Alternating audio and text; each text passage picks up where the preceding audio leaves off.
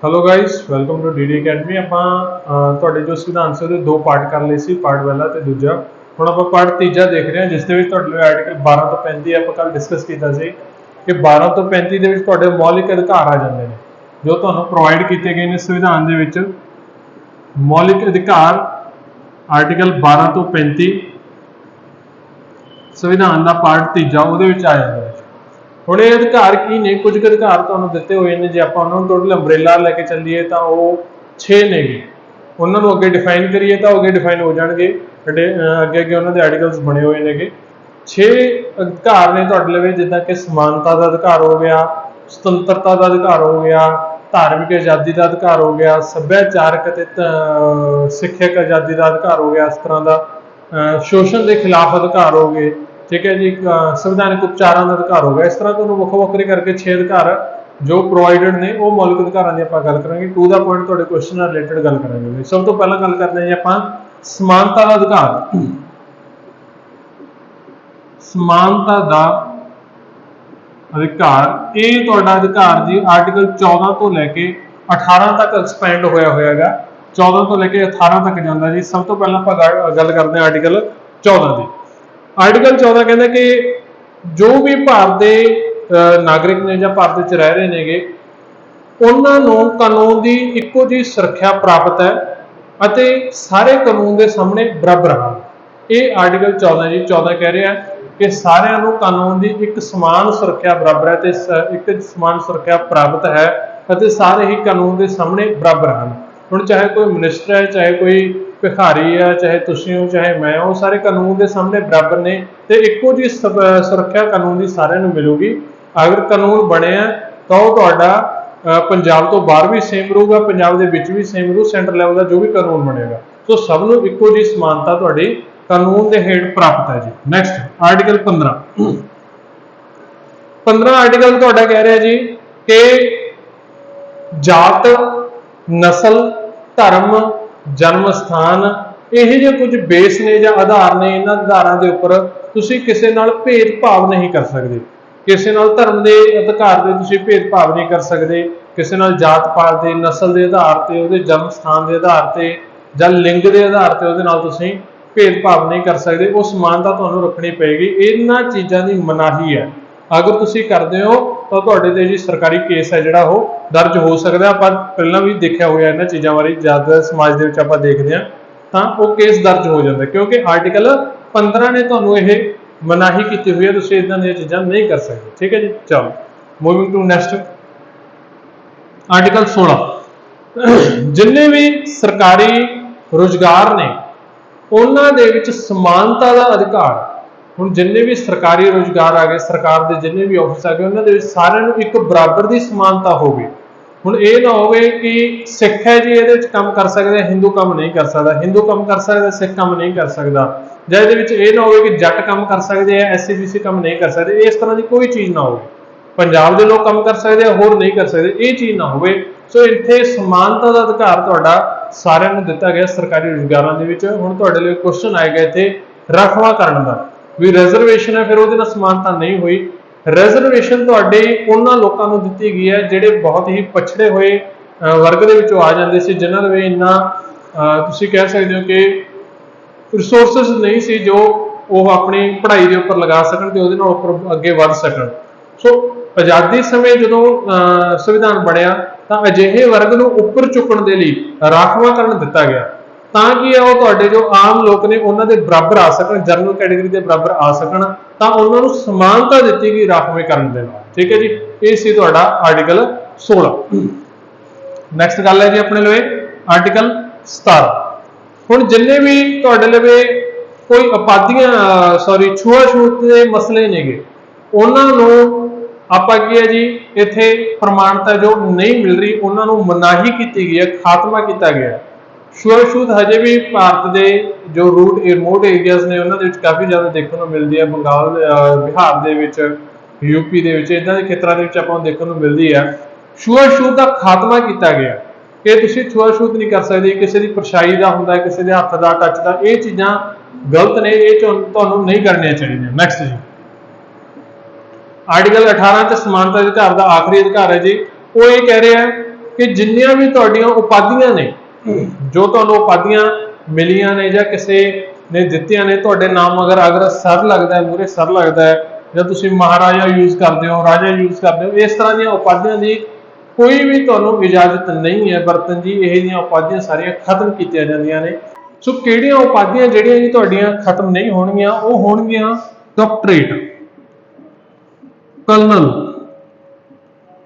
General, brigadier. कहण दा भाव ਜਿਹੜੀਆਂ ਉਪਾਧੀਆਂ ਤੁਸੀਂ ਆਪਣੀ ਮਿਹਨਤ ਦੇ ਨਾਲ ਹਾਸਲ ਕੀਤੀਆਂ, ਪੜ੍ਹਾਈ ਦੇ ਨਾਲ ਹਾਸਲ ਕੀਤੀਆਂ ਨੇ, ਜਾਂ ਆਰਮੀ ਦੇ ਵਿੱਚ ਉੱਚੇ ਅਹੁਦਿਆਂ ਤੇ ਜਾ ਕੇ ਜੋ ਤੁਹਾਨੂੰ ਉਪਾਧੀ ਮਿਲੀ ਆ, ਉਹ ਤੁਹਾਡੀਆਂ ਖਾਰਜ ਨਹੀਂ ਹੋਣਗੀਆਂ। ਹੋਰ ਕਿਸੇ ਉਪਾਧੀ ਦੇ ਇੱਥੇ ਕੋਈ ਤੁਹਾਡੇ ਲਈ ਸਪੈਸ਼ਲਟੀ ਨਹੀਂ ਹੈ ਕਿ ਤੁਸੀਂ ਉਹਨੂੰ ਯੂਜ਼ ਕਰ ਸਕਦੇ ਹੋ। ਬਾਕੀ ਸਾਰੀਆਂ ਉਪਾਧੀਆਂ ਜਿਹੜੀਆਂ ਤੁਹਾਡੀਆਂ ਉਹ ਖਤਮ ਕੀਤੀਆਂ ਜਾ ਰਹੀਆਂ ਨੇ ਜੀ।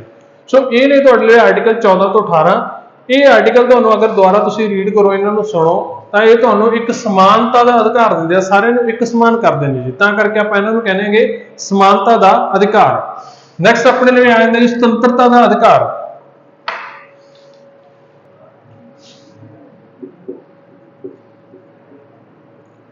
ਸੁਤੰਤਰਤਾ ਦਾ ਅਧਿਕਾਰ ਇਹ ਤੁਹਾਡਾ ਜਾਏਗਾ ਜੀ ਆਰਟੀਕਲ 19 ਤੋਂ 22।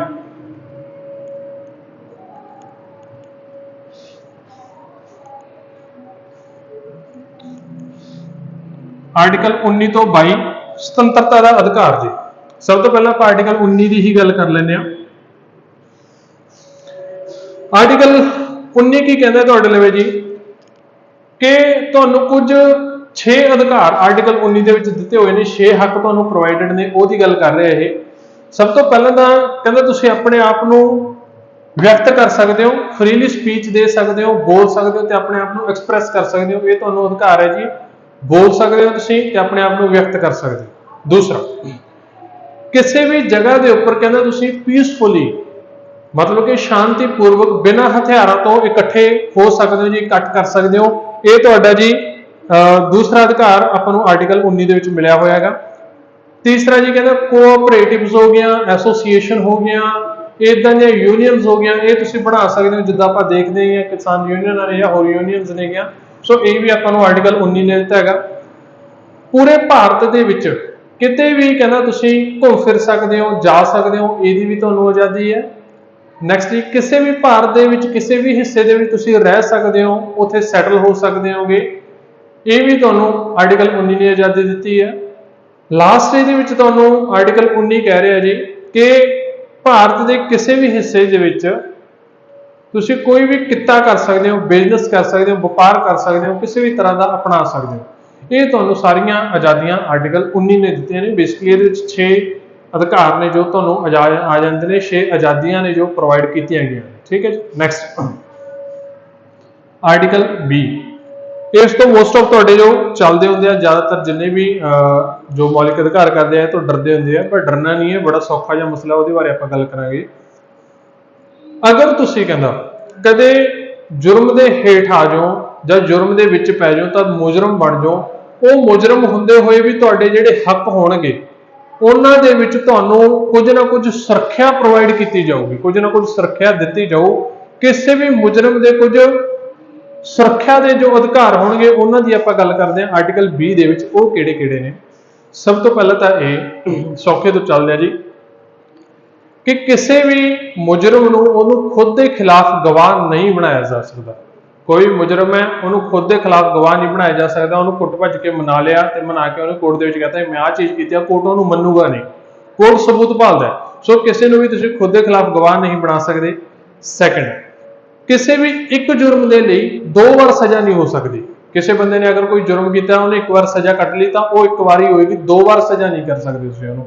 नैक्सट जी, किसी भी मुजरम ने अगर जुर्म कोई पिछे किया, पास्ट दे विच किया, भूतकाल दे विच किया, तो उहदे उपर अज कोई कानून बन रहा है तो उन्होंने अगर सज़ा मिलनी है जां उहदे उपर अगर कार्रवाई होनी है तो वह भूतकाल का जो उस समय का तुहाडे लवे कानून सी उस दे तहत होएगी, ना कि अज दे कानून के तहत।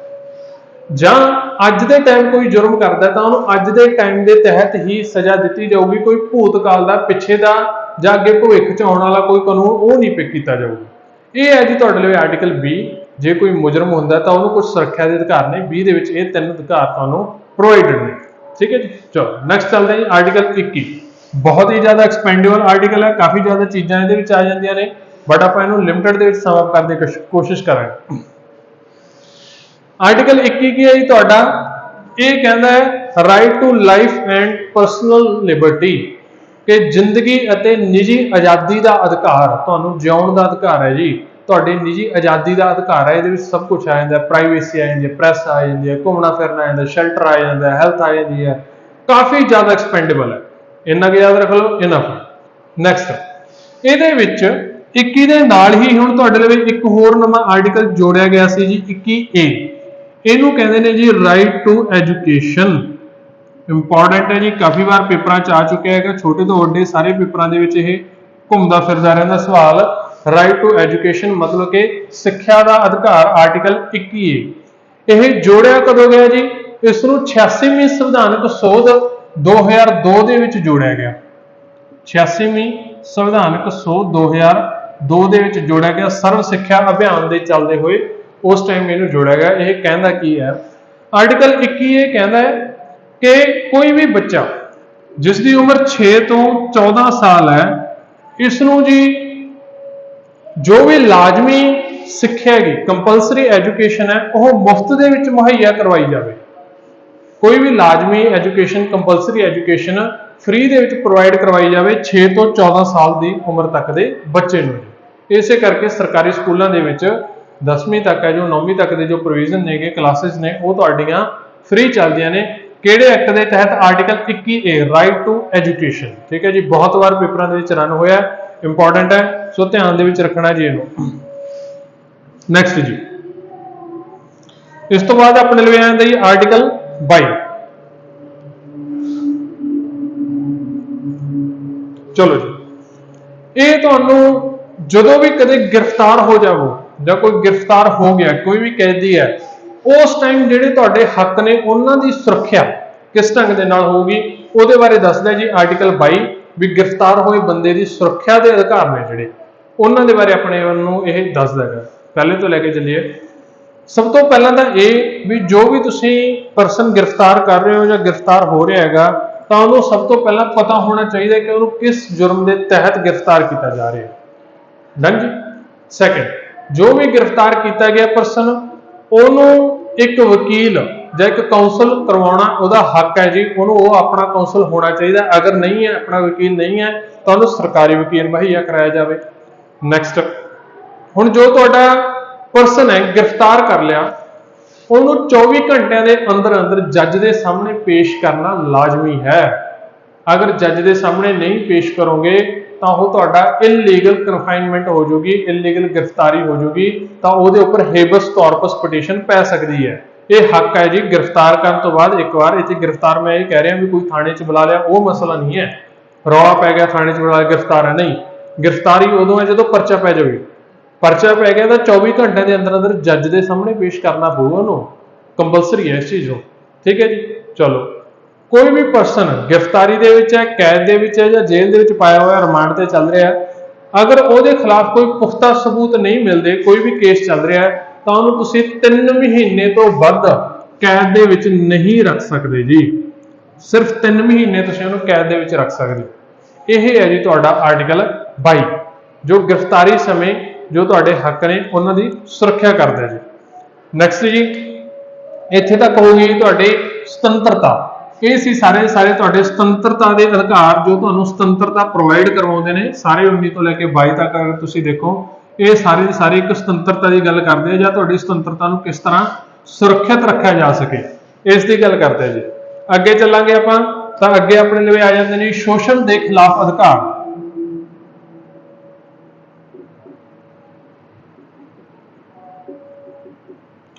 ਸ਼ੋਸ਼ਣ ਦੇ ਖਿਲਾਫ ਅਧਿਕਾਰ, ਇਹ ਤੁਹਾਡੇ ਲਈ ਨਹੀਂ 23 ਤੋਂ 24 ਆਰਟੀਕਲ ਤੱਕ, ਅਨੁਛੇਦ 23 ਤੋਂ 24। ਸਭ ਤੋਂ ਪਹਿਲੇ ਦੀ ਗੱਲ ਕਰੀਏ, 23 ਦੀ ਗੱਲ ਕਰੀਏ ਆਪਾਂ।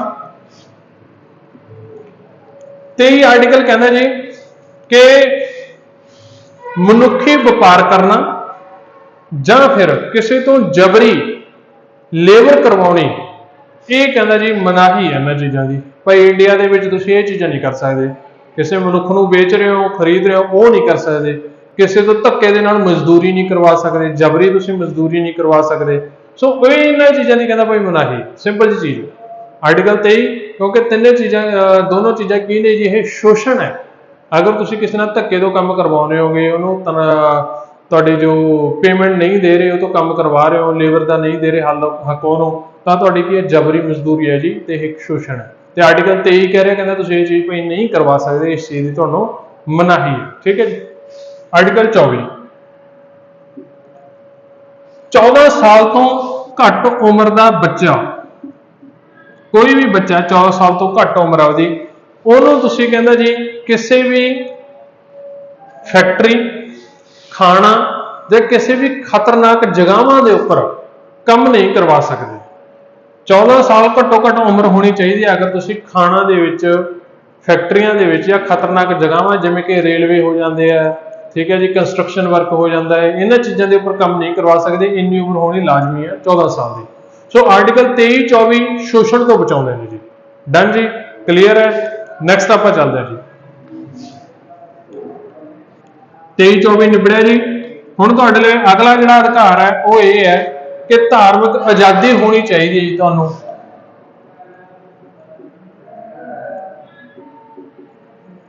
ਧਾਰਮਿਕ ਆਜ਼ਾਦੀ ਦੇ ਅਧਿਕਾਰ ਇਹ ਤੁਹਾਡੇ ਲਈ ਆ ਜਾਂਦੇ ਨੇ 25 ਤੋਂ 28।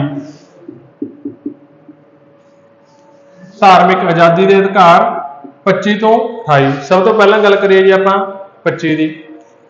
ਹੁਣ ਇਹ ਕਹਿ ਰਿਹਾ ਹੈ, ਆਰਟੀਕਲ 25 ਕਹਿ ਰਿਹਾ ਹੈ ਕਿ ਭਾਰਤ ਦੇ ਵਿੱਚ ਜੀ ਕੋਈ ਵੀ ਇਨਸਾਨ ਹੈ, ਉਹਨੂੰ ਕੋਈ ਵੀ ਧਰਮ ਜਾਂ ਚੇਤਨਤਾ ਅਪਣਾਉਣ,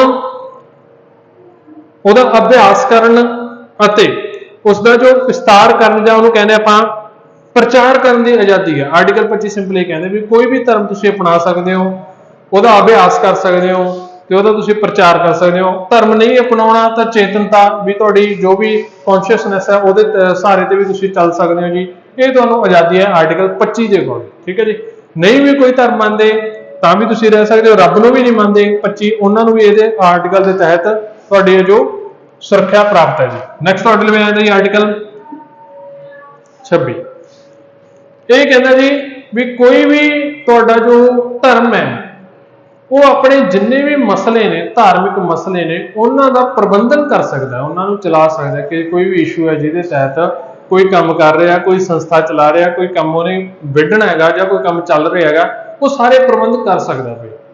ਉਹਦੇ ਲਈ ਉਹ ਚੀਜ਼ਾਂ ਖਰੀਦ ਸਕਦਾ, ਜ਼ਮੀਨਾਂ ਖਰੀਦ ਸਕਦਾ ਹੈਗਾ, ਸੰਦ ਸੰਦੇੜਾ ਖਰੀਦ ਸਕਦਾ, ਇਹ ਸਾਰੇ ਆਪਦੇ ਪ੍ਰਬੰਧ ਸਾਂਭ ਸਕਦਾ ਹੈ। ਇਹਦੇ ਵਿੱਚ ਸਟੇਟ ਦਖਲ ਨਹੀਂ ਦੇਊਗਾ। ਜੋ ਵੀ ਤੁਹਾਡੇ ਧਰਮ ਹੈ ਤੁਸੀਂ ਉਹਨਾਂ ਨੂੰ ਸਾਂਭ ਸਕਦੇ ਹੋ, ਜਿਵੇਂ ਕਿ SGPC ਸਭ ਤੋਂ ਬੈਸਟ ਐਗਜ਼ਾਮਪਲ ਹੈ SGPC। ਠੀਕ ਹੈ ਜੀ। ਚਲੋ ਨੈਕਸਟ ਤੁਹਾਡੇ ਲਈ ਆਉਂਦਾ ਜੀ ਆਰਟੀਕਲ 27। ਇਹ ਕਹਿੰਦਾ ਅਗਰ ਤੁਸੀਂ ਧਰਮ ਦੀ ਜਾਂ ਧਰਮ ਦਾ ਪ੍ਰਚਾਰ ਕਰ ਦਿਓਗੇ ਤਾਂ ਉਹਦੇ ਉੱਪਰ ਤੁਹਾਨੂੰ ਕਰ ਨਹੀਂ ਦੇਣਾ ਪਊ, ਤਾਂ ਉਹਦੇ ਉੱਪਰ ਤੁਹਾਨੂੰ ਟੈਕਸ ਦੇਣ ਦੀ ਜ਼ਰੂਰਤ ਨਹੀਂ ਹੈ। ਧਰਮ ਦੇ ਪ੍ਰਚਾਰ ਉੱਪਰ ਕਰ ਤੋਂ ਆਜ਼ਾਦੀ, ਕਰ ਨਹੀਂ ਸਮਝੋਗੇ ਤਾਂ ਤੁਸੀਂ ਟੈਕਸ ਕਹਿ ਸਕਦੇ ਹੋ ਵੀ ਅਗਰ ਤੁਸੀਂ ਧਰਮ ਦਾ ਪ੍ਰਚਾਰ ਕਰਦੇ ਹੋ ਤਾਂ ਉਹਦੇ ਉੱਪਰ ਤੁਹਾਨੂੰ ਟੈਕਸ ਦੇਣ ਦੀ ਜ਼ਰੂਰਤ ਨਹੀਂ ਹੈ ਜੀ, ਧਰਮ ਦੇ ਪ੍ਰਚਾਰ ਦੇ ਉੱਪਰ। ਹੁਣ ਜਿਵੇਂ ਤੁਹਾਡਾ ਕਈ ਤੁਸੀਂ ਵੀਡੀਓਜ਼ ਦੇਖੀਆਂ ਹੋਣਗੀਆਂ ਕਿ ਬੁੱਢਾ ਦਲ ਹੈ ਜਾਂ ਇਸ ਤਰ੍ਹਾਂ ਦੇ ਹੋਰ ਦਲ ਨੇਗੇ, ਤਾਂ ਉਹ ਜਦੋਂ ਟੋਲ ਟੈਕਸ ਵਗੈਰਾ ਤੋਂ ਲੰਘਦੇ ਨੇ ਤਾਂ ਉਹ ਟੋਲ ਭਰਦੇ ਨਹੀਂ ਆ, ਕਿਉਂਕਿ ਉਹ ਧਰਮ ਦੇ ਮਸਲੇ ਆ ਜਾਂਦੇ ਨੇਗੇ। ਜਾਂ ਹੋਰ ਆਪਾਂ ਗੱਲ ਲੈ ਕੇ ਚੱਲੀਏ, ਮੰਨ ਲਓ ਤੁਸੀਂ ਕੋਈ ਧਾਰਮਿਕ ਸੰਸਥਾ ਚਲਾ ਰਹੇ ਹੋਗੇ ਤੇ ਤੁਸੀਂ ਧਰਮ ਦੇ ਲਈ ਕੋਈ ਗੱਡੀ ਲੈਣਾ ਚਾਹੁੰਦੇ ਹੋ ਵੀ ਇਹਦੇ ਤੇ ਅਸੀਂ ਪ੍ਰਚਾਰ ਕਰਾਂਗੇ ਜੀ, ਇੱਥੇ ਤੇ ਸਮਾਨ ਆਊਗਾ ਇਸ ਤਰ੍ਹਾਂ ਦਾ, ਤਾਂ ਉਹ ਗੱਡੀ ਲੈਤੀ ਹੈ, ਜੇ ਤੁਸੀਂ ਉਹਤੇ ਟੈਕਸ ਭਰਿਆ ਤੇ ਤੁਸੀਂ ਉਹਦੀ ਪੂਰੀ ਜਾਣਕਾਰੀ ਦੇਤੀ ਵੀ ਇਹ ਪ੍ਰਚਾਰ ਲਈ ਵਰਤੇ ਜੋ ਧਰਮ ਲਈ, ਤਾਂ ਤੁਹਾਨੂੰ ਟੈਕਸ ਵਾਪਸ ਆ ਜਾਊਗਾ ਉਹਦਾ, ਤਾਂ ਇਹਦੇ ਉੱਪਰ ਤੁਹਾਨੂੰ ਕਰ ਨਹੀਂ ਦੇਣਾ ਪਊਗਾ। ਠੀਕ ਹੈ ਜੀ। ਇਸ ਦੇ ਉੱਪਰ ਕਰ ਤੋਂ ਆਜ਼ਾਦੀ ਹੈ ਕਿ ਧਰਮ ਦਾ ਜੋ ਵੀ ਮਸਲਾ ਹੈ ਪ੍ਰਚਾਰ ਕਰਨ ਦਾ, ਉਹਦੇ ਉੱਪਰ ਤੁਹਾਨੂੰ ਕੋਈ ਵੀ ਕਰ ਦੇਣ ਦੀ ਜ਼ਰੂਰਤ ਨਹੀਂ ਹੈ। ਡਨ ਜੀ। ਨੈਕਸਟ ਆਰਟੀਕਲ ਤੁਹਾਡੇ ਲਈ ਆ ਗਿਆ ਜੀ 28। ਇਹ ਸਿੰਪਲ ਜੀ ਲਾਈਨ ਕਹਿੰਦਾ ਜੀ ਕਿ ਧਾਰਮਿਕ ਹਦਾਇਤਾਂ ਮੰਨਣ ਤੋਂ ਆਜ਼ਾਦੀ। ਹੁਣ ਕੋਈ ਵੀ ਸਟੇਟ ਦੁਆਰਾ ਚਲਾਏ ਜਾ ਰਹੇ ਕੀ ਕਹਿ ਸਕਦੇ ਹਾਂ ਪੰਜਾਬੀ ਦੇ ਵਿੱਚ ਆਪਾਂ ਨੂੰ, ਵਿਦਿਅਕ ਅਦਾਰੇ ਨੇ ਜੋ ਸਟੇਟ ਰਨ ਕਰ ਰਹੀ ਹੈਗੀ, ਉਹਨਾਂ ਦੇ ਵਿੱਚ ਅਗਰ ਤੁਹਾਨੂੰ ਕੋਈ ਧਾਰਮਿਕ ਹਦਾਇਤਾਂ ਦੱਸ ਰਿਹਾ ਹੈਗਾ, ਸਟੇਟ ਰਨ ਕਰ ਰਹੀ ਹੈ ਮਤਲਬ ਕਿ ਉਹ ਸਰਕਾਰੀ ਨੇ ਜਾਂ ਸਰਕਾਰ ਦੇ ਪੈਸੇ ਤੇ ਚੱਲ ਰਹੇ ਨੇ। ਠੀਕ ਹੈ ਜੀ। ਸੋ ਉਹਦੇ ਵਿੱਚ ਤੁਹਾਨੂੰ ਕਿਹਾ ਜਾ ਰਿਹਾ ਕਿ ਪਹਿਲਾਂ ਆ ਕੇ ਤੁਸੀਂ ਆਹ ਸੰਤ ਨੂੰ ਮੱਥਾ ਟੇਕੋ, ਆਹ ਬਾਬੇ ਨੂੰ ਮੱਥਾ ਟੇਕੋ, ਇਹਦਾ ਗਾਣਾ ਗਾਓ ਜਾਂ ਇਹਦਾ ਭਜਨ ਕਰੋ, ਉਹ ਚੀਜ਼ਾਂ ਮੰਨਣ ਤੋਂ ਤੁਸੀਂ ਜਵਾਬ ਦੇ ਸਕਦੇ ਹੋ, ਤੁਹਾਨੂੰ ਉਸ ਚੀਜ਼ ਦੀ ਆਜ਼ਾਦੀ ਹੈ ਜੀ। ਧਾਰਮਿਕ ਹਦਾਇਤਾਂ ਮੰਨਣ ਤੋਂ ਆਜ਼ਾਦੀ ਹੈ, ਤੁਸੀਂ ਇਹ ਕਹਿ ਸਕਦੇ ਹੋ ਮੈਂ ਇਹ ਚੀਜ਼ ਨਹੀਂ ਕਰਨੀ ਜਦੋਂ ਤੱਕ ਉਹ ਸਟੇਟ ਦਾ ਕੋਈ ਵੀ ਇੰਸਟੀਟਿਊਸ਼ਨ ਹੈ ਜਾਂ ਸਰਕਾਰੀ ਅਦਾਰਾ ਹੈਗਾ, ਠੀਕ ਹੈ ਜੀ। ਇਹਦੇ ਵਿੱਚ ਆ ਜਾਂਦਾ ਆਰਟੀਕਲ 28 ਦੇ ਵਿੱਚ ਧਾਰਮਿਕ ਹਦਾਇਤਾਂ ਮੰਨਣ ਤੋਂ ਆਜ਼ਾਦੀ। ਅਗਰ ਕੋਈ ਪ੍ਰਾਈਵੇਟ ਇੰਸਟੀਟਿਊਸ਼ਨ ਹੈ ਉੱਥੇ ਨਹੀਂ ਤੁਸੀਂ ਕਰ ਸਕਦੇ, ਉੱਥੇ ਇਹ ਆਰਟੀਕਲ ਲਾਗੂ ਨਹੀਂ ਹੁੰਦਾ, ਸਰਕਾਰੀ ਇੰਸਟੀਟਿਊਸ਼ਨ ਦੇ ਵਿੱਚ ਜ਼ਰੂਰ ਲਾਗੂ ਹੋਊਗਾ, ਠੀਕ ਹੈ ਜੀ। ਇਹ ਨੇ ਤੁਹਾਡੇ ਲਈ ਜੀ ਹੁਣ ਧਾਰਮਿਕ ਆਜ਼ਾਦੀ ਦੇ ਅਧਿਕਾਰ ਜੋ 25 ਤੋਂ 28 ਤੱਕ ਰਨ ਹੁੰਦੇ ਆ, ਜੋ ਤੁਹਾਨੂੰ ਧਰਮ ਦੀ ਆਜ਼ਾਦੀ ਪ੍ਰੋਵਾਈਡ ਕਰਵਾਉਂਦੇ, ਠੀਕ ਹੈ ਜੀ। ਨੈਕਸਟ ਤੁਹਾਡੇ ਲਈ ਆ ਜਾਣਗੇ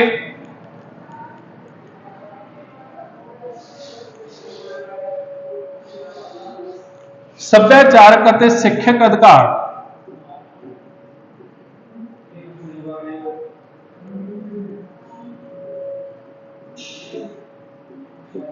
ਸੱਭਿਆਚਾਰਕ ਅਤੇ ਸਿੱਖਿਅਕ ਅਧਿਕਾਰ ਇਹ ਤੁਹਾਡੇ ਲਈ 29 ਤੋਂ 30। ਸਭ ਤੋਂ ਪਹਿਲਾਂ ਜੀ ਆਰਟੀਕਲ 29 ਇਸ ਦੇ ਵਿੱਚ ਕਹਿ ਰਿਹਾ ਜੀ ਵੀ ਜਿੰਨੇ ਵੀ ਭਾਰਤ ਦੇ ਵਿੱਚ ਘੱਟ ਗਿਣਤੀ ਨੇ ਉਹਨਾਂ ਦੇ ਹਿੱਤਾਂ ਦੀ ਸੁਰੱਖਿਆ ਕੀਤੀ ਜਾਵੇ, ਇਦਾਂ ਦੇ ਕੰਮ ਕੀਤੇ ਜਾਣ ਸਰਕਾਰ ਦੁਆਰਾ, ਇਦਾਂ ਦੇ ਪ੍ਰੋਵੀਜ਼ਨ ਬਣਾਏ ਜਾਣ ਕਿ ਉਹਨਾਂ ਦੇ ਹਿੱਤ ਹੈ ਜਿਹੜੇ ਉਹ ਵੰਚਿਤ ਨਾ ਹੋਣ, ਉਹ ਖਰਾਬ ਨਾ ਹੋਣ, ਉਹਨਾਂ ਨੂੰ ਨੁਕਸਾਨ ਨਾ ਪਹੁੰਚੇ। ਸਭ ਤੋਂ ਪਹਿਲਾਂ ਆਪਾਂ ਗੱਲ ਕਰੀਏ ਘੱਟ ਗਿਣਤੀ ਕਿਹੜੇ ਨੇ। ਹੁਣ ਇੱਥੇ ਘੱਟ ਗਿਣਤੀ ਸਾਰੇ ਉਸ ਤਰ੍ਹਾਂ ਦੇ ਆ ਜਾਣਗੇ ਜਿਨ੍ਹਾਂ ਦੀ ਤਾਦਾਦ ਥੋੜੀ ਹੈ, ਚਾਹੇ ਉਹਨਾਂ ਦਾ ਆਧਾਰ ਕੋਈ ਵੀ ਹੋਵੇ, ਚਾਹੇ ਉਹ ਧਰਮ ਦੇ ਆਧਾਰ ਤੇ ਹੋਣ, ਜਾਤ ਦੇ ਆਧਾਰ ਤੇ ਹੋਣ, ਜਾਂ ਤੁਹਾਡੀ ਭਾਸ਼ਾ ਦੇ ਆਧਾਰ ਤੇ ਹੋਣ, ਸੱਭਿਆਚਾਰ ਦੇ ਆਧਾਰ ਤੇ ਹੋਣ, ਇਹ ਸਾਰੇ ਤੁਹਾਡੇ ਘੱਟ ਗਿਣਤੀ ਚ ਆ ਜਾਣਗੇ ਜੀ। ਸੋ ਅਜਿਹੇ ਲੋਕਾਂ ਦੇ ਜੋ ਹੱਕ ਨੇ ਜਾਂ ਉਹਨਾਂ ਦੇ ਜੋ ਹਿੱਤ ਨੇਗੇ ਉਹਨਾਂ ਦੀ ਸੁਰੱਖਿਆ ਕਰਨਾ ਇੱਕ ਸਟੇਟ ਦਾ ਫਰਜ਼ ਬਣਦਾ, ਤੇ ਇਹ ਵੀ ਅਧਿਕਾਰ ਹੈ ਜੀ ਤੁਹਾਨੂੰ ਆਰਟੀਕਲ 29 ਦੇ ਵਿੱਚ ਦਿੱਤਾ ਹੋਇਆ ਕਿ ਤੁਹਾਡੇ ਹਿੱਤਾਂ ਦੀ ਸੁਰੱਖਿਆ ਹੋਣੀ ਜ਼ਰੂਰੀ ਹੈ ਜੋ ਵੀ ਘੱਟ ਗਿਣਤੀ ਦੇ ਆਉਂਦੇ ਆ। ਬੇਸਿਕਲੀ ਹੁੰਦਾ ਕੀ ਹੈ, ਹਿਊਮਨ ਨੇਚਰ ਹੈ ਜਾਂ ਹਿਊਮਨ ਨੇਚਰ ਨਹੀਂ ਹੈ, ਆਪਾਂ ਦੇਖ ਲਈਏ ਕਿ ਐਗਜ਼ਿਸਟੈਂਸ ਹੈ ਜੋ ਵੀ ਵੱਡਾ ਹੁੰਦਾ ਉਹ ਛੋਟੇ ਨੂੰ ਦਬਾਉਣ ਦੀ ਕੋਸ਼ਿਸ਼ ਕਰਦਾ ਹੁੰਦਾ। ਸੋ ਜਦੋਂ ਸੰਵਿਧਾਨ ਬਣਿਆਗਾ ਤਾਂ ਬੜੇ ਹੀ ਤਰੀਕੇ ਦੇ ਨਾਲ ਗੌਰ ਦੇ ਨਾਲ ਬਣਾਇਆ ਗਿਆ ਤਾਂ ਕਿ ਕਿਸੇ ਦਾ ਭਾਈ ਕੋਈ ਇਦਾਂ ਨਾ ਹੋਵੇ ਕਿ ਕੋਈ ਦਾ ਕੋਈ ਤੁਸੀਂ ਜਾਤ ਹੀ ਖਤਮ ਕਰ ਦਿਓ, ਕਿਸੇ ਦੀ ਨਸਲ ਹੀ ਖਤਮ ਕਰ ਦਿਓ, ਤੁਸੀਂ ਕੋਈ ਲੈਂਗੁਏਜ ਹੀ ਖਤਮ ਕਰ ਦਿਓ, ਸਿਰਫ ਤੁਹਾਡੀਆਂ ਹੀ ਲੈਂਗੁਏਜਾਂ ਚੱਲੀ ਜਾਣ, ਇਦਾਂ ਦਾ ਮਸਲਾ ਨਾ ਹੋਵੇ। ਤਾਂ ਆਰਟੀਕਲ 29 ਦਿੱਤਾ ਗਿਆ ਘੱਟ ਗਿਣਤੀਆਂ ਦੇ ਜੋ ਵੀ ਹਿੱਤ ਨੇ ਉਹਨਾਂ ਦੀ ਸੁਰੱਖਿਆ ਕੀਤੀ ਜਾਵੇ, ਸਿੰਪਲ। Next article 30। ਹੁਣ ਜੋ ਘੱਟ ਗਿਣਤੀ ਨੇ, ਘੱਟ ਗਿਣਤੀ ਉਹ ਆਪਣੇ ਵਿਦਿਅਕ ਅਦਾਰੇ ਬਣਾ ਸਕਦੇ ਨੇ ਤੇ ਉਹਨਾਂ ਨੂੰ ਮੈਨੇਜ ਕਰ ਸਕਦੇ ਨੇ, ਚਲਾ ਸਕਦੇ ਨੇ, ਇਹ ਵੀ ਆਰਟੀਕਲ 30 ਕਹਿ ਰਿਹਾ ਜੀ ਤੁਹਾਨੂੰ। ਕਿਉਂਕਿ ਘੱਟ ਗਿਣਤੀ ਨੇ ਤਾਂ ਉਹਨਾਂ ਦੀ ਜੋ ਐਜੂਕੇਸ਼ਨ ਹੈ ਉਹਦੇ ਤਹਿਤ ਹੀ ਉਹਨਾਂ ਦਾ ਪ੍ਰਸਾਰ ਹੋਊ, ਉਸੇ ਦੇ ਤਹਿਤ ਹੀ ਉਹ ਵਧੇ ਰਹਿਣਗੇ। ਤਾਂ ਘੱਟ ਗਿਣਤੀ ਵਾਲੇ ਆਪਣੇ ਵਿਦਿਅਕ ਅਦਾਰੇ ਬਣਾ ਸਕਦੇ ਨੇ ਜੀ, ਉਹਨਾਂ ਨੂੰ ਚਲਾ ਸਕਦੇ ਆ, ਉਹਨਾਂ ਨੂੰ ਮੈਨੇਜ ਕਰ ਸਕਦੇ ਆ, ਇਹ ਤੁਹਾਡਾ ਕਹਿ ਰਿਹਾ ਆਰਟੀਕਲ 30। ਤਾਂ ਇਹ ਕਿਹੜੇ ਹੋ ਗਏ ਜੀ, ਸੱਭਿਆਚਾਰਕ ਅਤੇ ਸਿੱਖਿਅਕ ਅਧਿਕਾਰ। ਸੱਭਿਆਚਾਰ ਤੁਹਾਡਾ ਘੱਟ ਗਿਣਤੀ ਵੇਸ ਤੇ ਸੱਭਿਆਚਾਰ ਵੀ ਆ ਜਾਂਦਾ ਹੈ, ਸਿੱਖਿਆ ਦੇ ਰਹੇ ਨੇ ਤਾਂ ਆਰਟੀਕਲ 30 ਦੇ ਵਿੱਚ ਤਾਂ ਸੱਭਿਆਚਾਰਕ ਅਤੇ ਸਿੱਖਿਅਕ ਅਧਿਕਾਰ ਜੀ। ਨੈਕਸਟ ਜੀ ਇਸ ਤੋਂ ਬਾਅਦ ਤੁਹਾਡੇ ਲਈ ਆ ਜਾਂਦਾ ਜੀ ਆਰਟੀਕਲ 31। ਹੁਣ ਆਰਟੀਕਲ 31 ਹੈ ਜਿਹੜਾ ਉਹ ਮੌਲਿਕ ਅਧਿਕਾਰਾਂ ਦੀ ਸੂਚੀ ਦੇ ਵਿੱਚ ਨਹੀਂ ਆਉਂਦਾ ਜੀ। ਆਰਟੀਕਲ 31 ਨੂੰ 44ਵੀਂ ਸੋਧ 1978 ਦੇ ਵਿੱਚ ਹਟਾ ਦਿੱਤਾ ਗਿਆ ਸੀ, ਇਹ ਤੁਸੀਂ ਨੋਟ ਕਰ ਸਕਦੇ ਹੋ, ਕੰਮ ਦੀ ਚੀਜ਼ ਹੈਗੀ। 44ਵੀਂ ਸੋਧ 1978 ਦੇ ਵਿੱਚ ਆਰਟੀਕਲ 31 ਇਹ ਸੀ ਜੀ ਜਾਇਦਾਦ ਦਾ ਅਧਿਕਾਰ। ਇਸ ਨੂੰ ਮੌਲਿਕ ਅਧਿਕਾਰਾਂ ਦੀ ਸੂਚੀ ਦੇ ਵਿੱਚੋਂ ਹਟਾ ਦਿੱਤਾ ਗਿਆ, ਸੰਵਿਧਾਨ ਚੋਂ ਨਹੀਂ ਹਟਾਇਆ, ਸੰਵਿਧਾਨ ਦੇ ਵਿੱਚ ਹਜੇ ਵੀ ਹੈ ਇਹ, ਬਟ ਮੌਲਿਕ ਅਧਿਕਾਰਾਂ ਦੀ ਸੂਚੀ ਚੋਂ ਹਟਾ ਦਿੱਤਾ 44ਵੀਂ ਸੋਧ 1978 ਦੇ ਰਾਹੀਂ। ਸੋ ਮੌਲਿਕ ਅਧਿਕਾਰਾਂ ਦੇ ਵਿੱਚ ਆਪਾਂ ਆਰਟੀਕਲ 31 ਨਹੀਂ ਕਰਦੇ ਤੇ ਨਾ ਹੀ ਇਹ ਆਉਂਦਾ। ਇਸ ਤੋਂ ਬਾਅਦ ਤੁਹਾਡੇ ਲਈ ਆ ਜਾਂਦਾ ਜੀ ਆਰਟੀਕਲ 32 ਸੰਵਿਧਾਨਿਕ ਉਪਚਾਰਾਂ ਦਾ ਅਧਿਕਾਰ। ਇਸ ਨੂੰ ਡਾਕਟਰ BR ਅੰਬੇਦਕਰ ਵੱਲੋਂ ਕਿਹਾ ਗਿਆ ਕਿ ਸੰਵਿਧਾਨ ਦੀ ਦਿਲ ਤੇ ਆਤਮਾ ਹੈ ਜੀ ਆਰਟੀਕਲ 32। ਡਾਕਟਰ BR ਅੰਬੇਦਕਰ ਨੇ ਏਡਾ ਵੱਡਾ ਦਰਜਾ ਦਿੱਤਾ ਜੀ ਇਹਨੂੰ ਕਿ ਇਹ ਤੁਹਾਡੀ ਦਿਲ ਤੇ ਆਤਮਾ ਹੈ ਪੂਰੇ ਦੇ ਪੂਰੇ ਸੰਵਿਧਾਨ ਦੀ। ਇਹ ਕਹਿੰਦਾ ਜੀ ਸੰਵਿਧਾਨ ਦਾ ਤੁਹਾਡੀ ਬੁਨਿਆਦੀ ਵਿਸ਼ੇਸ਼ਤਾ ਹੈ, ਬਿਲਕੁਲ ਬੁਨਿਆਦੀ ਵਿਸ਼ੇਸ਼ਤਾ ਹੈ ਤੁਹਾਡੇ ਸੰਵਿਧਾਨ ਦੀ ਆਰਟੀਕਲ 32, ਜਿਹਦੇ ਵਿੱਚ ਤੁਹਾਡੇ ਲਈ ਸੰਵਿਧਾਨਕ ਉਪਚਾਰ ਦਿੱਤੇ ਹੋਏ ਨੇ ਜੀ। ਹੁਣ ਇਹ ਕੀ ਚੀਜ਼ ਹੈ, ਜਦੋਂ ਕਦੇ ਵੀ ਜੋ ਤੁਹਾਡੇ ਮੌਲਿਕ ਅਧਿਕਾਰ ਨੇ, ਕਈ ਵਾਰ ਸਰਕਾਰ ਇਦਾਂ ਦੀ ਆਵੇ ਜਾਂ ਕਈ ਵਾਰ ਤੁਹਾਡੀਆਂ ਲੋਕਾਂ ਪ੍ਰਤੀ ਨੀਤੀਆਂ ਨਹੀਂ ਰਹਿੰਦੀਆਂ, ਉਹ ਪਾਵਰਾਂ ਪ੍ਰਤੀ ਜਾਂ ਪੈਸੇ ਪ੍ਰਤੀ ਹੋ ਜਾਂਦੇ ਆ, ਤਾਂ ਸਰਕਾਰਾਂ ਲੋਕਾਂ ਨੂੰ ਦੇਖਣਾ ਛੱਡ ਦਿੰਦੀਆਂ ਹੁੰਦੀਆਂ ਨੇ। ਸੋ ਕਦੇ ਨਾ ਤੁਹਾਡੀ ਜੋ ਸਰਕਾਰ ਇਦਾਂ ਦੀ ਆਵੇ ਕਿ ਤੁਹਾਡੇ ਮੌਲਿਕ ਅਧਿਕਾਰ ਵੰਚਿਤ ਕਰੇ, ਤੁਹਾਡੇ ਖੋਣੇ ਚਾਹੇ, ਬੰਦ ਕਰਨੇ ਚਾਹੇ, ਜਾਂ ਕਿਸੇ ਦੇ ਵਿਅਕਤੀਗਤ ਤੌਰ ਤੇ ਵੀ ਉਹ ਮੌਲਿਕ ਅਧਿਕਾਰ ਖੋਹੇ ਜਾਣ ਜਾਂ ਉਹਨਾਂ ਨੂੰ ਨੁਕਸਾਨ ਪਹੁੰਚਾਇਆ ਜਾਵੇ ਵਿਅਕਤੀਗਤ ਤੌਰ ਤੇ मतलब कि ਇਕੱਲੇ ਇਨਸਾਨ ਦੇ ਵੀ ਪੂਰਾ ਝੁੰਡ ਦਾ ਨਹੀਂ ਇਕੱਲੇ ਇਨਸਾਨ ਦੀ ਵੀ ਆਪਾਂ ਕਹਿ ਸਕਦੇ ਪੂਰੇ ਦੀ ਗੱਲ ਨਹੀਂ ਆਪਾਂ ਜਾ ਸਕਦੇ ਸੋ ਇੱਥੇ ਤੁਹਾਡੇ ਲਈ ਫੇਰ ਕੀ ਦਿੱਤਾ ਇਹਨਾਂ ਨੇ ਆਰਟੀਕਲ 32 ਦਿੱਤਾ ਜੀ ਕਦੇ ਵੀ ਮੌਲਿਕ ਅਧਿਕਾਰਾਂ ਦੀ ਤੁਹਾਡੀ ਉਲੰਘਣਾ ਹੁੰਦੀ ਹੈ ਤਾਂ ਆਰਟੀਕਲ 32 ਹੈ ਜਿਸ ਦੇ ਤਹਿਤ ਤੁਸੀਂ ਸੁਪਰੀਮ ਕੋਰਟ ਜਾ ਸਕਦੇ ਹੋ ਜੀ ਆਰਟੀਕਲ 32 ਦੇ ਤਹਿਤ ਤੁਸੀਂ ਸੁਪਰੀਮ ਕੋਰਟ ਜਾਓਗੇ ਤਾਂ ਤੁਹਾਡੇ ਸੁਪਰੀਮ ਕੋਰਟ ਤੁਹਾਡੀ ਪਟੀਸ਼ਨ ਸੁਣੂਗਾ ਪਟੀਸ਼ਨ ਸੁਣ ਕੇ ਉਸ ਤੋਂ ਬਾਅਦ ਜਾਰੀ ਕੀ ਕਰੂਗਾ ਜੀ ਰਿਟ ਜਾਰੀ ਕਰੂਗਾ ਉਹ ਰਿਟ ਤੁਹਾਡਾ ਕਿਸ ਤਰ੍ਹਾਂ ਦਾ ਉਲੰਘਣ ਹੋ ਰਿਹਾ ਕਿਸ ਤਰ੍ਹਾਂ ਦਾ ਅਧਿਕਾਰ ਵੰਚਿਤ ਹੋ ਰਿਹਾ ਉਹਦੇ ਸੰਬੰਧ ਦੇ ਵਿੱਚ ਹੋਊਗੀ ਤਾਂ ਫਿਰ ਇਹ ਰਿਟਾਂ ਤੁਹਾਡੀਆਂ ਕਾਹਦੇ ਚ ਆ ਜਾਂਦੀਆਂ ਨੇ ਜੀ ਆਰਟੀਕਲ 32 ਸੰਵਿਧਾਨਕ ਉਪਚਾਰਾਂ ਦਾ ਅਧਿਕਾਰ ਦਾ ਜੋ ਆਰਟੀਕਲ ਹੈ ਉਹਦੇ ਵਿੱਚ ਆ ਜਾਂਦੀਆਂ ਨੇ ਜਦੋਂ ਮੌਲਿਕ ਅਧਿਕਾਰਾਂ ਦੀ ਤੁਹਾਡੀ ਉਲੰਘਣਾ ਹੋ ਤਾਂ ਤੁਹਾਡੀਆਂ ਰਿਟਾਂ ਜਾਰੀ ਹੁੰਦੀਆਂ ਨੇ ਠੀਕ ਹੈ ਜੀ ਹੁਣ ਆਪਾਂ ਕੱਲੇ ਰਿਟ ਬਾਰੇ ਥੋੜਾ ਜਿਹਾ ਪੜ੍ਹ ਲਈਏ ਸਭ ਤੋਂ ਪਹਿਲੇ ਨੰਬਰ ਤੇ ਤੁਹਾਡੇ ਲਈ ਆ ਜਾਂਦੀ ਹੈ ਜੀ ਹੇਬਸ ਕਾਰਪਸ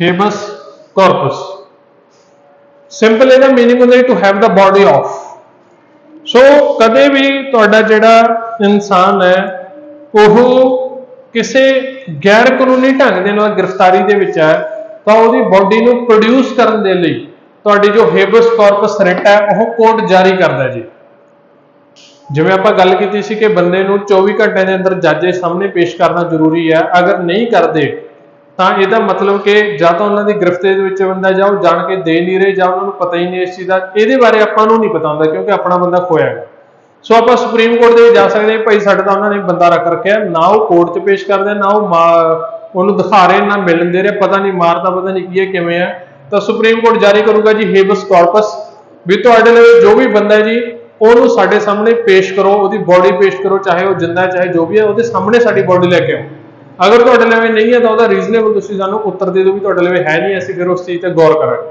ਜੇ ਹੈ ਤਾਂ ਸਾਡੇ ਲਈ ਪੇਸ਼ ਕਰੋ ਸੁਪਰੀਮ ਕੋਰਟ ਨੇ ਆਰਡਰ ਦਿੱਤਾ ਜੀ ਤਾਂ ਉਹਨਾਂ ਨੂੰ ਪੇਸ਼ ਕਰਨੀ ਪਊਗੀ ਕੋਈ ਮਰਜ਼ੀ ਸਟੇਟਮੈਂਟ ਹੈ ਕਿਸ ਤਰ੍ਹਾਂ ਦਾ ਜੋ ਵੀ ਮਸਲਾ ਹੈ ਠੀਕ ਹੈ ਜੀ ਇਹ ਹੈ ਤੁਹਾਡੇ ਲਈ ਹੇਬਸ ਕਾਰਪਸ ਕਿਸੇ ਨੂੰ ਵੀ ਪ੍ਰੋਡਿਊਸ ਕਰਾਉਣਾ ਕੋਰਟ ਦੇ ਸਾਹਮਣੇ ਜਦੋਂ ਉਹਨੂੰ ਕਾਨੂੰਨ ਗੈਰ ਕਾਨੂੰਨੀ ਢੰਗ ਦੇ ਨਾਲ ਗ੍ਰਿਫਤ ਦੇ ਵਿੱਚ ਰੱਖਿਆ ਹੋਵੇ ਨੈਕਸਟ ਆ ਜਾਂਦੇ ਤੁਹਾਡੇ ਲਈ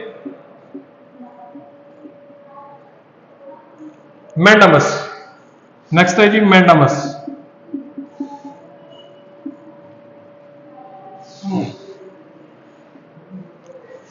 ਚਲੋ ਜੀ ਮੈਂਡਮਸ ਕੀ ਹੈ ਜੀ ਇਹ ਤੁਹਾਡੀ ਬੇਸਿਕਲੀ ਕੋਰਟ ਕਿਸੇ ਵੀ ਸਰਕਾਰੀ ਅਦਾਰੇ ਨੂੰ ਸਰਕਾਰੀ ਅਫਸਰ ਨੂੰ ਜਾਂ ਕਿਸੇ ਵੀ ਸਰਕਾਰ ਨੂੰ ਇਹ ਹੁਕਮ ਦਿੰਦਾ ਜੀ ਜਿਹੜੀਆਂ ਵੀ ਤੁਹਾਡੀਆਂ ਭਾਈ ਡਿਊਟੀਆਂ ਬਣਦੀਆਂ ਤੁਸੀਂ ਉਹ ਪਰਫਾਰਮ ਕਰਨ ਚ ਨਾਕਾਮ ਰਹੇ ਹੋਗੇ ਤਾਂ ਤੁਸੀਂ ਉਹ ਕੰਮ ਕਰੋ ਜੋ ਤੁਹਾਡੀ ਡਿਊਟੀਆਂ ਆ ਉਹ ਕਿਉਂ ਨਹੀਂ ਕਰ ਰਹੇ ਤੁਸੀਂ ਜੋ ਤੁਹਾਡਾ ਕੰਮ ਹੈ ਉਹ ਕਿਉਂ ਨਹੀਂ ਕਰ ਰਹੇ ਤਾਂ ਉਦੋਂ ਮੈਂਡਮਸ ਜਾਰੀ ਹੁੰਦੀ ਹੈ ਤੁਹਾਡੇ ਪੇਪਰਾਂ ਦਾ ਰੌਲਾ ਪੈਂਦਾ ਹੈ ਪੇਪਰ ਨਹੀਂ ਤੁਹਾਡੇ ਆਉਣ ਦੇ ਪੇ ਰਿਜ਼ਲਟ ਨਹੀਂ ਆਉਂਦਾ ਜਾਂ ਉਹਨਾਂ ਦੀ ਕੋਈ ਕਲੈਰੀਫਿਕੇਸ਼ਨ ਨਹੀਂ ਮਿਲਦੀ ਤਾਂ ਰਿਟ ਪੈਂਦੀ ਹੈਗੀ ਸੋ ਤੁਹਾਡਾ ਹਾਈ ਕੋਰਟ ਹੈ ਜਿਹੜਾ ਉਹ ਰਿਟ ਪਾਉਂਦਾ ਹੈਗਾ ਰਿਟ ਪੇਸ਼ ਕਰਦਾ ਦੀ ਮੈਂਡਮਸ ਨਾਮ ਦੀ ਰਿਟ ਹੁੰਦੀ ਹੈ ਜੀ ਉਹ ਵੀ ਤੁਹਾਡਾ ਇਹ ਡਿਪਾਰਟਮੈਂਟ ਹੈ ਜੀ ਤੁਸੀਂ ਰਿਜ਼ਲਟ ਕਿਉਂ ਨਹੀਂ ਦੇ ਰਹੇ ਦੱਸੋ ਸਾਨੂੰ ਤੁਹਾਡੇ ਲਈ ਪੇਪਰ ਕਿਉਂ ਨਹੀਂ ਕੰਡਕਟ ਕਰ ਰਹੇ ਜੋ ਬੱਚਿਆਂ ਨੇ ਅਪਲਾਈ ਕੀਤਾ ਹੈ ਉਹਨਾਂ ਦੇ ਲਈ ਤਾਂ ਇਸ ਤਰ੍ਹਾਂ ਦੀਆਂ ਰਿਟਾਂ ਸਾਰੀਆਂ ਕਾਚ ਆ ਜਾਂਦੀਆਂ ਮੈਂਡਮਸ ਦੇ ਵਿੱਚ ਜਦੋਂ ਕੋਰਟ ਕਿਸੇ ਵੀ ਸਰਕਾਰੀ ਅਦਾਰੇ ਨੂੰ ਸਰਕਾਰੀ ਦਫ਼ਤਰ ਨੂੰ ਜਾਂ ਸਰਕਾਰੀ ਅਫਸਰ ਨੂੰ ਆਖਦਾ ਹੈ ਕਿ ਆਪਣੀ ਡਿਊਟੀਆਂ ਪਰਫਾਰਮ ਕਰੋ ਜੀ ਜੋ ਤੁਹਾਡੀ ਡਿਊਟੀ ਬਣਦੀ ਹੈ ਉਹ ਕਰੋ ਕਿਉਂ ਨਹੀਂ ਕਰ ਰਹੇ ਤੁਸੀਂ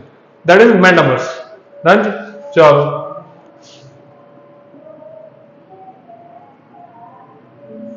ਨੈਕਸਟ ਆ ਗਈ ਤੁਹਾਡੇ ਲਈ ਕੁਓ ਵਾਰੰਟੋ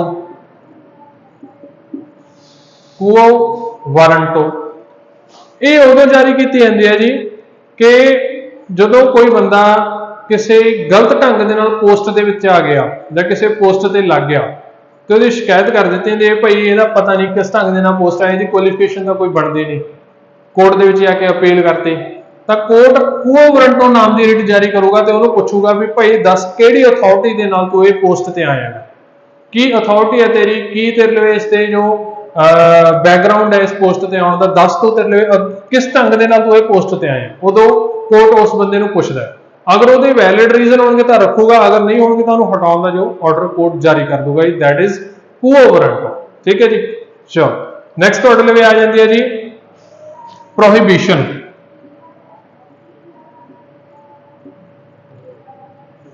ਪ੍ਰੋਹਿਬਿਸ਼ਨ ਸਿੰਪਲੀ ਤੁਹਾਡੇ ਲਈ ਪੰਜਾਬੀ ਦੇ ਵਿੱਚ ਹੁੰਦੀ ਹੈ ਜੀ ਮਨਾਹੀ। ਇਹ ਤੁਹਾਡਾ ਜੀ ਹਾਇਰ ਕੋਰਟ ਲੋਅਰ ਕੋਰਟ ਨੂੰ ਜਾਰੀ ਕਰਦਾ ਜੀ ਪ੍ਰੋਹਿਬਿਸ਼ਨ ਕਿਸੇ ਵੀ ਤਰ੍ਹਾਂ ਦਾ। ਹਮੇਸ਼ਾ ਉੱਪਰਲਾ ਕੋਰਟ ਛੋਟੇ ਕੋਰਟ ਨੂੰ ਦੱਸੂਗਾ, ਚਾਹੇ ਸੁਪਰੀਮ ਕੋਰਟ ਹਾਈ ਕੋਰਟ ਨੂੰ ਦੱਸ ਰਿਹਾ, ਹਾਈ ਕੋਰਟ ਨਿਚਲੇ ਕੋਰਟਾਂ ਨੂੰ ਦੱਸ ਰਿਹਾ ਕਿ ਭਾਈ ਜੋ ਤੁਹਾਡਾ ਅਧਿਕਾਰ ਖੇਤਰ ਹੈ ਉਸ ਤੋਂ ਬਾਹਰ ਤੁਸੀਂ ਆਪਣੀ ਜੱਜਮੈਂਟ ਨਾ ਦਿਓ। ਜੋ ਅਧਿਕਾਰ ਖੇਤਰ ਫਿਜ਼ੀਕਲ ਵੀ ਆ ਗਿਆ ਵੀ ਇੱਥੇ ਨਹੀਂ ਸਟੇਟਸ ਦੇ ਵਿੱਚ ਇੱਥੇ ਤੁਹਾਡੀ ਜੱਜਮੈਂਟ ਆ ਸਕਦੀ ਹੈ, ਜਾਂ ਤੁਹਾਡੇ ਰਾਈਟਸ ਨੇ ਜਿਹੜੇ ਜਿੱਥੇ ਤੱਕ ਦੀ ਤੁਹਾਡੀ ਪਾਵਰ ਹੈ ਉੱਥੇ ਤੱਕ ਤੁਸੀਂ ਜੱਜਮੈਂਟ ਦੇ ਸਕਦੇ ਹੋ, ਆਪਣੇ ਅਧਿਕਾਰ ਖੇਤਰ ਤੋਂ ਬਾਹਰ ਤੁਸੀਂ ਜੱਜਮੈਂਟ ਨਹੀਂ ਦੇ ਸਕਦੇ। ਸੋ ਉੱਥੇ ਕੀ ਹੈ ਜੀ, ਕੋਰਟ ਮਨਾਹੀ ਕਰ ਦਿੰਦਾ, ਪ੍ਰੋਹਿਬਿਸ਼ਨ ਕਰ ਦਿੰਦਾ, ਭਾਈ ਤੇਰੇ ਜੋ ਹੈ ਇਹ ਪੱਲੇ ਦੀ ਗੱਲ ਹੈ ਨਹੀਂ ਹੈ, ਤੂੰ ਇਹਨੂੰ ਛੱਡ, ਤੇਰੇ ਅਧਿਕਾਰ ਖੇਤਰ 'ਚ ਨਹੀਂ ਆਉਂਦੇ। ਠੀਕ ਹੈ ਜੀ, ਚਲੋ ਨੈਕਸਟ ਲਿਖੋ ਸੈਰਟੀਓਰਰੀ। ਪੰਜਾਬੀ ਇਹਦੀ ਮੈਨੂੰ ਵੀ ਨਹੀਂ ਪਤਾ ਜੀ, ਲੱਭ ਕੇ ਤਾਂ ਲਿਖ ਲਿਓ, ਨਹੀਂ ਸੈਰਟੀਓਰਰੀ। ਇਹ ਵੀ ਤੁਹਾਡਾ ਹਾਇਰ ਕੋਰਟ ਹੈ ਜਿਹੜਾ ਉਹ ਨੀਵੇਂ ਕੋਰਟ ਨੂੰ ਜਾਰੀ ਕਰਦਾ, ਉੱਚਾ ਕੋਰਟ ਨੀਵੇਂ ਕੋਰਟ ਨੂੰ ਜਾਰੀ ਕਰਦਾ ਸੈਰਟੀਓਰਰੀ। ਵੀ ਕਦੇ ਵੀ ਕੋਈ ਪੈਂਡਿੰਗ ਕੇਸ ਹੈ ਉਹਨੂੰ ਟ੍ਰਾਂਸਫਰ ਕਰੋ, ਅਗਰ ਤੁਸੀਂ ਕੋਈ ਨਾ ਕੋਈ ਆਰਡਰ ਜਾਰੀ ਕੀਤਾ ਜਾਂ ਹੁਕਮ ਦਿੱਤਾ ਤਾਂ ਉਹਨੂੰ ਤੁਸੀਂ ਆਪਣੇ ਨੂੰ ਜੀ ਖਤਮ ਕਰੋ, ਆਰਡਰ ਨੂੰ ਵਾਪਸ ਲਓ, ਇਦਾਂ ਦੀ ਚੀਜ਼ ਨਹੀਂ ਹੋ ਸਕਦੀ। ਸੋ ਇਹ ਤੁਹਾਡੀਆਂ ਆ ਗਈਆਂ ਜੀ 5 ਰਿਟਾਂ ਜਿਹੜੀਆਂ ਆਰਟੀਕਲ 32 ਦੇ ਵਿੱਚ ਆ ਜਾਂਦੀਆਂ ਨੇਗੀਆਂ, ਤੇ ਇਹਨਾਂ ਨੂੰ ਸੁਪਰੀਮ ਕੋਰਟ ਅਤੇ ਹਾਈ ਕੋਰਟ ਦੋਨੇ ਜਾਰੀ ਕਰ ਸਕਦੇ ਨੇ ਜੀ, ਦੋਨਾਂ ਦੇ ਲਈ ਪਾਵਰ ਹੁੰਦੀ ਹੈ। ਕਦੇ ਵੀ ਸੰਵਿਧਾਨਿਕ ਤੁਹਾਡੇ ਜੋ ਸੰਵਿਧਾਨ ਦੇ ਵਿੱਚ ਦਿੱਤੇ ਹੋਏ ਮੌਲਿਕ ਅਧਿਕਾਰ ਇਹਨਾਂ ਦੀ ਉਲੰਘਣਾ ਹੋਊਗੀ ਤਾਂ ਤੁਹਾਡੇ ਲਈ ਇਹ 5 ਰਿਟਾਂ ਹੈਗੀਆਂ ਨੇ ਜੀ ਆਰਟੀਕਲ 32 ਦੇ ਹੇਠ, ਜਿਨ੍ਹਾਂ ਨੂੰ ਸੁਪਰੀਮ ਕੋਰਟ ਤੇ ਹਾਈ ਕੋਰਟ ਜਾਰੀ ਕਰੇਗਾ। ਠੀਕ ਹੈ ਜੀ, ਚਲੋ ਉਹਦੇ ਲਈ ਸਿਰਫ ਤੁਸੀਂ ਕੀ ਪਾਉਣੀ ਆ, ਹਾਈ ਕੋਰਟ ਜਾਂ ਸੁਪਰੀਮ ਕੋਰਟ ਦੇ ਵਿੱਚ ਪਟੀਸ਼ਨ। ਸੋ ਤੁਸੀਂ ਇਹ ਨਹੀਂ ਕਹਿ ਸਕਦੇ ਭਾਈ ਇਸ ਚੀਜ਼ ਦੇ ਲਈ ਤਾਂ ਉਹਨਾਂ ਨੇ ਰਿਟ ਪਾਤੀ, ਉਹਨੇ ਰਿਟ ਪਾਤੀ, ਨਹੀਂ, ਰਿਟ ਹਮੇਸ਼ਾ ਕੋਰਟ ਜਾਰੀ ਕਰਦਾ, ਤੁਸੀਂ ਪਟੀਸ਼ਨ ਪਾ ਸਕਦੇ ਹੋ, ਇਹਨਾਂ ਮਸਲਾ ਹੁੰਦਾ ਹੈਗਾ ਨਾ ਜੀ। ਚਲੋ ਨੈਕਸਟ ਜੀ ਆਰਟੀਕਲ 33। ਇਹ ਬੇਸਿਕਲੀ ਕੋਈ ਅਧਿਕਾਰ ਨਹੀਂ ਆਉਂਦੇ ਆਰਟੀਕਲ 33 ਦੇ, ਬਟ ਆਰਟੀਕਲ ਇਹ ਥੋੜੇ ਇੰਪੋਰਟੈਂਟ ਹੋ ਜਾਂਦੇ ਨੇ, ਕਈ ਵਾਰ ਪੇਪਰ ਦੇ ਵਿੱਚ ਪੈ ਜਾਂਦੇ ਨੇ, ਉਹਦੇ ਕਰਕੇ ਆਪਾਂ ਗੱਲ ਕਰ ਰਹੇ ਹਾਂ ਇਹਨਾਂ ਦੀ। ਆਰਟੀਕਲ 33 ਦੇ ਤਹਿਤ ਜੀ ਕੋਈ ਵੀ ਤੁਹਾਡਾ ਇਨਸਾਨ ਹੈ ਜੋ ਪੁਲਿਸ ਫੋਰਸ ਦੇ ਵਿੱਚ ਆਉਂਦਾ, ਆਰਮਡ ਫੋਰਸ ਦੇ ਵਿੱਚ ਆਉਂਦਾ, ਜਾਂ ਕਿਸੇ ਵੀ ਇੰਟੈਲੀਜੈਂਸ ਆਰਗੇਨਾਈਜੇਸ਼ਨ ਦੇ ਵਿੱਚ ਆਉਂਦਾ, ਸੋ ਇਹਨਾਂ ਦੇ ਜਿਹੜੇ ਮੌਲਿਕ ਅਧਿਕਾਰ ਨੇ ਉਹਨਾਂ ਨੂੰ ਬਦਲਣ ਦੀ ਜਾਂ ਉਹਨਾਂ ਨੂੰ ਘੱਟ ਕਰਨ ਦੀ ਪਾਰਲੀਮੈਂਟ ਨੂੰ ਤੁਹਾਡੀ ਕੀ ਹੈ ਜੀ ਅਥਾਰਟੀ ਮਿਲੀ ਹੋਈ ਹੈ ਆਰਟੀਕਲ 33 ਦੇ ਤਹਿਤ। ਭਾਈ ਇਹਨਾਂ ਨੂੰ ਅਥਾਰਟੀ ਹੈ, ਇਹਨਾਂ ਦੇ ਕੁਝ ਮੌਲਿਕ ਅਧਿਕਾਰ ਬਦਲੇ ਜਾ ਸਕਦੇ ਨੇ ਜਾਂ ਉਹਨਾਂ ਨੂੰ ਲਿਮਟ ਕੀਤਾ ਜਾ ਸਕਦਾ, ਕਿਉਂਕਿ ਜ਼ਰੂਰੀ ਹੈ police force, armed force, intelligence organisation, ਕੱਲ ਨੂੰ ਇਹ ਤੁਹਾਡਾ ਉਧਰੋਂ ਲੜਾਈ ਲੱਗੀ ਪਈ ਹੋਵੇ, ਪਰਾਂ ਨੂੰ ਤੁਰਦੇ ਫਿਰਨੀ, ਮੇਰੇ ਨਾਲ ਤਾਂ ਆਰਟੀਕਲ ਹੈ ਜੀ ਘੁੰਮਣ ਫਿਰਨ ਦੀ ਆਜ਼ਾਦੀ, ਆਰਟੀਕਲ 19 ਮੈਨੂੰ ਕਹਿ ਰਿਹਾਗਾ, ਮੈਨੂੰ ਬੋਲਣ ਦੀ ਆਜ਼ਾਦੀ 19 ਮੈਨੂੰ ਕਹਿ ਰਿਹਾਗਾ। ਸੋ ਇਹ ਚੀਜ਼ਾਂ ਇਹਨਾਂ ਦੇ ਲਈ ਨਹੀਂ ਚੱਲ ਸਕਦੀਆਂ। ਠੀਕ ਹੈ ਜੀ, ਚਲੋ ਆਰਟੀਕਲ 34 ਜੀ। ਆਰਟੀਕਲ 34 ਕਹਿੰਦੇ ਜਦੋਂ ਵੀ ਤੁਹਾਡਾ ਕਦੇ ਮਾਰਸ਼ਲ ਲਾ ਲੱਗਿਆ ਹੋਵੇ, ਮਾਰਸ਼ਲ ਲਾ ਹੁੰਦਾ ਜੀ ਜੋ ਆਰਮੀ ਦਾ ਲਾ ਹੋਵੇ, ਉੱਥੇ ਆਰਮੀ ਦਾ ਹੀ ਕੰਟਰੋਲ ਹੁੰਦਾ, ਜਦੋਂ ਕਦੇ ਵੀ ਮਾਰਸ਼ਲ ਲਾ ਲੱਗਿਆ ਹੋਊਗਾ ਤੁਹਾਡਾ ਤਾਂ ਉੱਥੇ ਜਿਹੜੇ ਤੁਹਾਡੇ ਮੌਲਿਕ ਅਧਿਕਾਰ ਨੇ ਜੀ ਉਹਨਾਂ ਦੇ ਵਿੱਚੋਂ ਕੁਝ ਮੌਲਿਕ ਅਧਿਕਾਰ ਸਸਪੈਂਡ ਕੀਤੇ ਜਾ ਸਕਦੇ ਆ, ਬਦਲੇ ਜਾ ਸਕਦੇ ਨੇ, ਕਿਉਂਕਿ ਹਾਲਾਤ ਇਦਾਂ ਦੇ ਹੋਣਗੇ। ਹੁਣ ਮਾਰਸ਼ਲ ਲਾ ਲੱਗਿਆ, ਦੰਗੇ ਹੋ ਰਹੇ ਨੇ, ਗੋਲੀਆਂ ਚੱਲ ਰਹੀਆਂ ਤੇ ਤੁਸੀਂ ਕਹਿ ਰਹੇ ਹੋ ਮੈਂ ਫ੍ਰੀਲੀ ਘੁੰਮਣਾ ਹੈਗਾ, ਸੋ ਇਦਾਂ ਦੀਆਂ ਚੀਜ਼ਾਂ ਉਹਦੇ ਵਿੱਚ ਨਹੀਂ ਹੋ ਸਕਦੀਆਂ। ਆਰਟੀਕਲ 34 ਕਹਿ ਰਿਹਾ ਜੀ। ਆਰਟੀਕਲ 35 ਆਪਣੇ ਲਈ 35 ਕਹਿ ਰਿਹਾ ਹੈਗਾ ਕਿ ਜੋ ਤੁਹਾਡੇ ਮੌਲਿਕ ਅਧਿਕਾਰ ਨੇ ਜਾਂ ਜਿੰਨੇ ਵੀ ਤੁਹਾਨੂੰ ਰਾਈਟਸ ਮਿਲੇ ਹੋਏ ਨੇ ਇਹਨਾਂ ਨੂੰ ਲੀਗਲਾਈਜ਼ ਕਰਨ ਦੇ ਲਈ ਜਾਂ ਕਾਨੂੰਨੀ ਤੌਰ ਤੇ ਲਿਆਉਣ ਦੇ ਲਈ ਅਸੀਂ ਪਾਰਲੀਮੈਂਟ ਨੂੰ ਅਥਾਰਟੀ ਦਿੰਦੇ ਹਾਂ ਜੀ, ਇਹ ਤੇ ਪਾਰਲੀਮੈਂਟ ਬਿੱਲ ਬਣਾ ਸਕਦੀ ਹੈ, ਇਹਨਾਂ ਦੇ ਤਹਿਤ ਪਾਰਲੀਮੈਂਟ ਬਿੱਲ ਪੇਸ਼ ਕਰ ਸਕਦੀ ਹੈ, ਕਾਨੂੰਨ ਬਣ ਸਕਦੇ ਨੇ। ਸੋ ਇਹ ਨੇ ਜੀ ਆਰਟੀਕਲ 12 ਤੋਂ 35 ਤੁਹਾਡੇ ਲਵੇ ਮੌਲਿਕ ਅਧਿਕਾਰ ਜੋ ਤੁਹਾਡੇ ਪਾਰਟ 3 ਦੇ ਵਿੱਚ ਆ ਜਾਂਦੇ ਜੀ। ਨੈਕਸਟ ਜੀ ਆਪਣੇ ਲਈ ਆ ਗਿਆ ਜੀ ਪਾਰਟ 4, ਜਿਹਦੇ ਵਿੱਚ ਤੁਹਾਡੇ ਲਈ ਆਰਟੀਕਲ 36 ਤੋਂ 51 ਛੋਟਾ ਜਿਹਾ ਟੌਪਿਕ ਹੈ, ਕਵਰ ਅਪ ਕਰ ਦਿੰਦੇ ਆਂਗੇ। ਰਾਜ ਦੀ ਨੀਤੀ ਦੇ ਨਿਰਦੇਸ਼ਕ ਸਿਧਾਂਤ, ਇੰਗਲਿਸ਼ ਦੇ ਵਿੱਚ ਇਹਨਾਂ ਨੂੰ ਕਹਿੰਦੇ ਜੀ directive principals of state policy, directive principals of state policy. So short form ਤੁਹਾਡੇ ਲਈ ਬਣਦੀ DPSP। ਆਰਟੀਕਲ 36 ਤੋਂ 51 ਤੱਕ ਆਉਂਦੇ ਨੇ, 3 ਕੈਟਾਗਰੀਜ਼ ਦੇ ਵਿੱਚ ਆਪਾਂ ਇਹਨਾਂ ਨੂੰ ਡਿਵਾਈਡ ਕਰ ਸਕਦੇ ਹਾਂਗੇ, ਸਮਾਜਵਾਦੀ ਸਿਧਾਂਤ, ਗਾਂਧੀਵਾਦੀ ਸਿਧਾਂਤ, ਉਦਾਰਵਾਦੀ ਸਿਧਾਂਤ। ਇਹਦੇ ਵਿੱਚ ਜੋ ਤੁਹਾਡੇ ਕੀ ਹੈ ਜੋ ਪਾਲਿਸੀਜ਼ ਸਰਕਾਰ ਨੇ ਬਣਾਉਣੀਆਂ, ਨੀਤੀਆਂ ਬਣਾਉਣੀਆਂ ਨੇ, ਉਹਦੇ ਲਈ ਕੀ ਦਿਸ਼ਾ ਨਿਰਦੇਸ਼ ਹੋਣੇ ਚਾਹੀਦੇ ਨੇ, ਇਹ ਇਹਦੇ ਵਿੱਚ ਮੈਂਸ਼ਨ ਕੀਤੇ ਹੋਏ ਨੇ 36 ਤੋਂ 51 ਤੱਕ।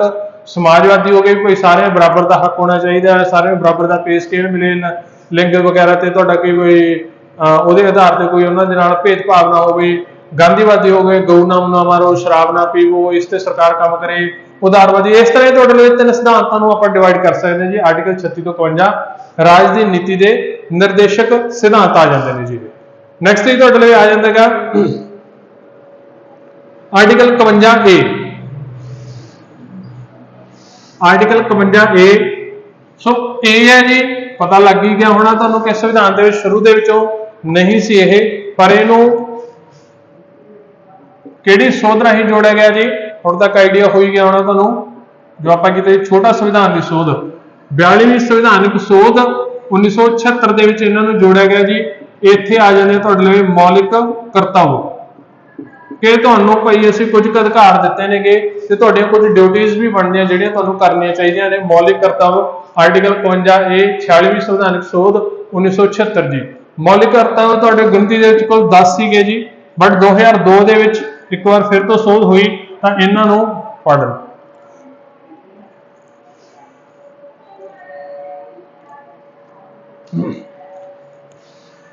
यह गिनती दे विच 11 कर दिते गए जी। सो तुहाडे लई हुण मौलिक करतव्य कुल गिनती दे विच 11 नेगे। पहली सोध 42वीं सोध 1976 राਹੀਂ जोड़े गए, 2002 की सोध दे नाल एक होर इहदे विच जोड़िया गया जी 51A आर्टिकल मौलिक करतव्य। इस तो बाद तुहाडे लई स्टार्ट हो जाऊगा जी सेंटर, जिहदे विच प्रेजिडेंट आ जो सारे ऑफिस आ जाणगे, आपां ओहदी गल करांगे, फिर करांगे स्टेट की गल। सो अज दे लई इन्ना ही। होप सो तुसीं इन्हां नूं रिवाइज कर रहे हो ते नाल नाल अपनी जो प्रिपरेशन है वो कंटिन्यू कर रहे हो चंगे ढंग नाल। अज की क्लास इन्नी जी, कल नूं फिर आपां कंटिन्यू करते हैं। धन्नवाद।